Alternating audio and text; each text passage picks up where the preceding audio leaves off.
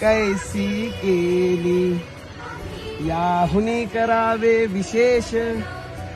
तरीच म्हणवावे पुरुष, या उपरी रेणकावर वरकर परत तोंडात चालला तिच्या काय लिहावे, शिवरायांची आठवावे, जीवित तृणवत मानावे, इहलोकी परलोकी उरावे, कीर्ती रूपे निश्चयाचा महामेरू,